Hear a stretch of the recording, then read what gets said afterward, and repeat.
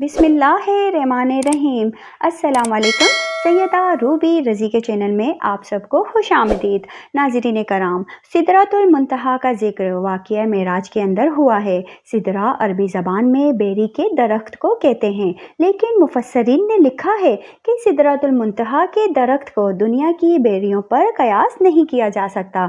अल्लाह ही जानता है कि वो किस तरह की बेरी होगी। और मुंतहा के मायने इंतहा या आखिरी हद है, यानी ये वो मकाम है जहाँ से आगे मखलूक को जाने की इजाज़त नहीं।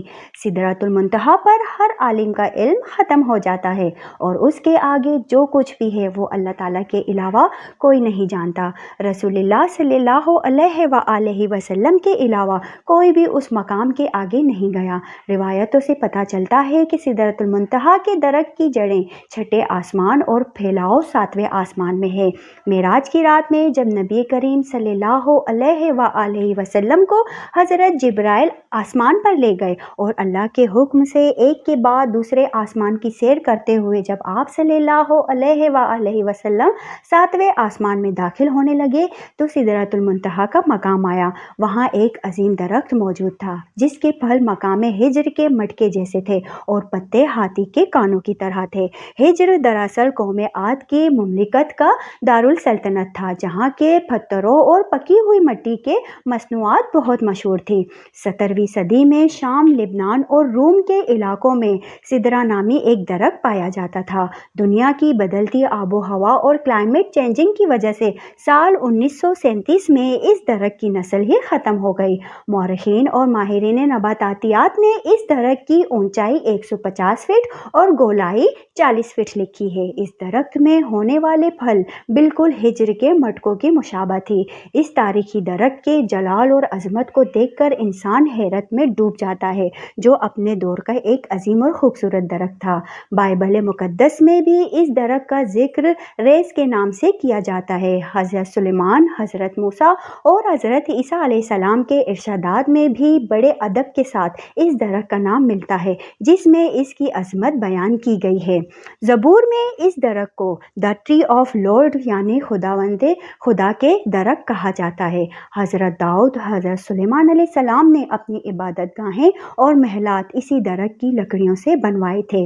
सिदरा की लकड़ियों में इतनी खुशबू और चमक होती थी कि इससे बनी इबादत गाहें नहायत ही मुअत्तर और साफ़ सुथरी रहती थी और तकरीबन 400 साल तक इन पर मौसम का कोई असर ना होता था। शाम, लिबनान और यूनान के अलावा सिदरा का ये दरख्त हिंदुस्तान के हिमालय सिलसिलों में भी पाया जाता था, जिसे देवदार कहा जाता था। इस दरख्त को हिंदुस्तान में देवता के दरख्त माना जाता था, इसलिए इसका नाम देवदार है। जबकि अरब में सिदरा के इस दरख्त को अज़र कहा जाता है, जिसे शजरतुल्लाह के नाम से याद किया जाता है। ये तीनों नस्ल की दरख्त दरअसल एक ही ख़ानदान से ताल्लुक़ रखती थी और इसी ख़ानदान में बेरी का दरख्त शामिल है। इसलिए इस्लाम से कब्ल अरबी किताबों में बेरी के दरख्त को सिदरा ही कहा गया है। मुख्तसर ये है कि सिदरा कदीम दौर का एक अहम और नायाब दरख्त था, इसलिए कुरान और हदीस में सिदरतुल मुंतहा का दुनिया के इस बेरी के दरख्त से तशबीह दी गई है। लेकिन सिदरतुल मुंतहा जो सातवें आसमान पर मौजूद है, इन दुनियावी बेरियों के दरख्त के जैसा बिल्कुल नहीं।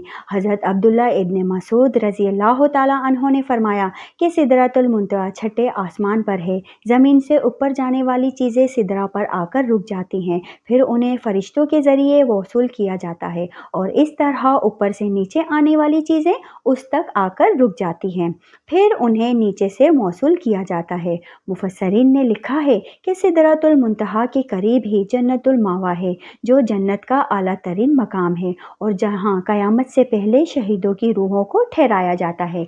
सिदरतुल मुंतहा के मुतालिक रिवायतों में आता है कि इसके हर पत्ते पर फरिश्ता खड़ा है जो अल्लाह की तस्बीह में मशगूल है और उसकी शाखों पर, पत्तों पर सब्ज़ रंग के परिंदों का झुंड बैठा है। बाज़ उलमा ने लिखा है कि वो सब्ज़ रंग के परिंदे दरअसल अंबिया अलैहिस्सलाम और औलिया کرام کی روحیں ہیں۔ سدرۃ المنتہا ایسا درخت ہے جس کے تنے کی چوڑائی 72 سال کے سفر کے برابر ہے، جبکہ بہترین سوار اس کی شاخوں کے سائے میں تقریباً 100 سال تک سفر کر سکتا ہے۔ نبی صلی اللہ علیہ وآلہ وسلم نے فرمایا کہ سدرۃ المنتہا کے اس درخت کی جڑ سے 2 ظاہری نہریں نکلتی ہیں اور اسی طرح اس کے تنوں سے 2 باطنی نہریں بھی نکلتی ہیں۔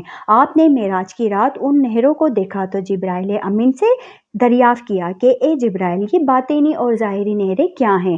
اس پر جبرائیل نے فرمایا کہ باطنی نہریں جنت میں جاتی ہیں اور ظاہری نہریں دنیا میں گرتی ہیں، جو دریائے نیل اور دریائے فرات ہیں۔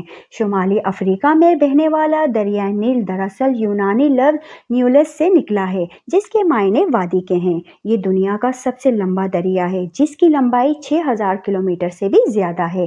دریائے نیل مصر کے سرزمین سے گزرتا ہے اور وہاں کے باشندوں اور زراعت کے لیے اہم مقام رکھتا ہے۔ مصر وہی سرزمین ہے جہاں حضرت یوسف علیہ السلام اور حضرت موسیٰ علیہ السلام جیسے جلیل القدر نبی نے اپنی زندگی کا ایک بڑا حصہ گزارا ہے۔ اگر دریائے فرات کی بات کریں تو یہ 2780 کلومیٹر لمبا دریا عراق اور مشرقی ترکی کے علاقوں میں بہتا ہے۔ یہ وہی دریا ہے جس کے کنارے نبی صلی اللہ علیہ وآلہ وسلم کے پیارے نواسے امام حسین علیہ السلام کو کربلا نامی مقام پر شہید کیا گیا تھا، اور حدیث کے مطابق آپ صلی اللہ علیہ وآلہ وسلم نے قیامت کے قریب اسی دریائے فرات سے سونے کے خزانے یا پہاڑ کے نکلنے کی پیشن گوئیاں کی ہیں۔ یہ بات ظاہر ہے کہ سدرۃ المنتہا اس زمین سے اربوں خربوں نوروں سال کے فاصلے پر کہیں کسی مقام پر موجود ہے، لیکن سوال یہ اٹھتا ہے کہ سدرۃ المنتہا سے نکلنے والا پانی نیل اور فرات کی شکل میں ہماری اس زمین تک کیسے پہنچ رہا ہے؟ ہماری اس زمین پر پانی کہاں سے آیا؟ یہ ہمیشہ سے سائنسدانوں کے لیے ایک اہم سوال بنا رہا ہے۔ کچھ سائنسدانوں کا خیال ہے کہ زمین پر پانی اس وقت سے موجود ہے جب سے یہ زمین وجود رکھتی ہے، جبکہ حال ہی میں ہونے والے ایک تحقیق میں یہ بتایا گیا ہے کہ شاید زمین پر پانی آج سے اربوں سال پہلے خلا سے آنے والے کسی شہاب ثاقب یا میٹروئڈ کے ذریعے یہاں لایا گیا تھا، اور 3 ارب سال سے پانی اس زمین میں موجود ہے۔ اب سوال یہ ہے کہ وہ شہاب ثاقب جو اربوں سال پہلے اس زمین میں گرے تھے اور پانی لانے کا ذریعہ بنے، کیا وہ اس جگہ سے آتے ہیں جہاں سدرۃ المنتہا موجود ہے؟ ایک نظریے کے مطابق سدرۃ المنتہا کی جڑ سے نکلنے والی وہ نہریں اس دنیا میں ایک غیبی راستے کے ذریعے آتی ہیں، جسے جدید سائنس کی زبان میں ورم ہولز یا پورٹلز کہا جاتا ہے۔ یہ وہ راستہ ہے جس کے ذریعے ہم لاکھوں اور کروڑوں نوروں سال دور کسی جگہ پر ایک مخصوصی دروازے کے ذریعے چند سیکنڈ میں پہنچ سکتے ہیں۔ یوں محسوس ہوتا ہے کہ ان نہروں کو اس دنیا میں لانے کے لیے اللہ کے حکم سے انہی راستوں کا استعمال کیا جاتا ہے۔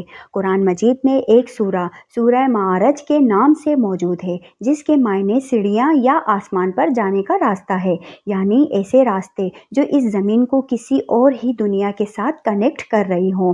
جیسا کہ اللہ تعالیٰ نے سورہ معارج میں فرمایا، اللہ کی طرف سے ایسے راستے جنہیں فرشتے اور روحیں استعمال کرتی ہیں تاکہ وہ اوپر کی طرف چڑھ سکیں۔ آخر یہ راستے کون سے راستے ہیں، اور کیا نیل و فرات اس ہی راستوں سے اس دنیا میں آ کر بہتے ہیں؟ ناظرین کرام، امید کرتی ہوں کہ آج کی ویڈیو آپ کو پسند آئی ہوگی۔ اگر پسند آئی ہو تو ویڈیو کو لائک شیئر کر کے چینل کو سبسکرائب کر دیں اور بیل آئیکن دبا دیں تاکہ میری ہر آنے والی ویڈیو سب سے پہلے آپ تک پہنچ سکے۔ اب تک کے لیے اتنا ہی۔ سیدہ روبی رضی کو دیجیے اجازت۔ اپنا بہت سارا خیال رکھیے گا۔ اللہ حافظ۔